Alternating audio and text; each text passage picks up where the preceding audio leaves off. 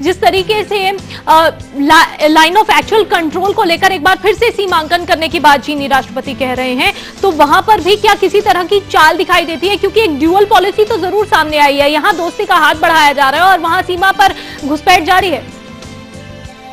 देखिए, ऐसा है, अगर हमारे प्रधानमंत्री चाइना जाते हैं और हमारे लोग जो ऑलरेडी बॉर्डर के ऊपर खड़े हैं वो 1 किलोमीटर अंदर चले जाते हैं, तो डेफिनेटली उनको भी ये महसूस होगा कि हम यहाँ पर प्रधानमंत्री आए हुए हैं और वहाँ पे सीमा का उल्लंघन हो रहा है। जो घुसपैठ जारी है वो अभी नहीं जारी है।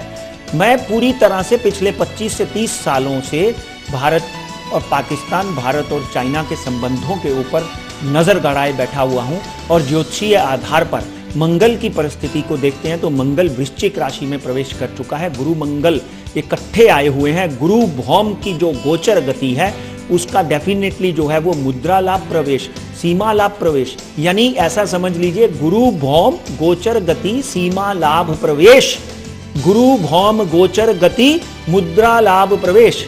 इसलिए सीमा का जो लाभ है वो भी हमको मिलने वाला है, मुद्रा का लाभ भी मिलने वाला है और हमारी तरफ से उनको भी लाभ मिलने वाला है। उनकी फैक्ट्रीज यहाँ पर लगेंगी, हमारे संबंधों में प्रगाढ़ता आएगी।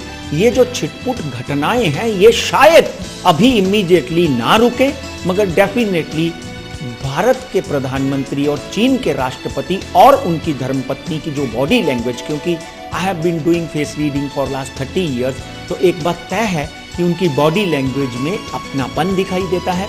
कहीं जो आप कह रहे हैं कि उनके ऊपर हम कभी भी यकीन नहीं कर पाए, ये संबंधों में प्रगाढ़ता नहीं आ पाई, तो एक बार कदम बढ़ाकर अभी हमने देखना है जो माननीय नरेंद्र मोदी ने बढ़ाया है और उस कदम के ऊपर डेफिनेटली उन्होंने भी मोहर लगाई है। नहीं तो 16 समझौते ना होते, कैलाश मानसरोवर की यात्रा का इतना बड़ा फैसला ना होता जो पिछले 65 सालों से रोका हुआ था। वो भी एक सीमा का ही मामला है, उसमें भी कहीं ना कहीं सीमा का ही मामला है। इसलिए गुरु भौम गोचर गति सीमा लाभ प्रवेश, तो सीमा के लाभ का प्रवेश हमको मिला है ज्योतिष शास्त्र के माध्यम से। इसलिए घबराने की कोई बात नहीं है। वो चुमार में जो 1000 सैनिक हैं वो भी धीरे धीरे अपनी सीमा में चले जाएंगे। हमारे सैनिक जो हैं अपनी सीमा में डेफिनेटली, एक जमाने में 1972 की वॉर में हिंदी चीनी भाई भाई कहते कहते वो हमारे ये पुराने कड़वे अनुभव हैं जो हमको ये बात सोचने के लिए मजबूर कर रहे हैं। तो डेफिनेटली चीनी हिंदी भाई भाई कहते कहते वो हमारी सीमा में घुस गए थे, उन्होंने प्रहार कर दिया था और एक बहुत बड़ा युद्ध हुआ था।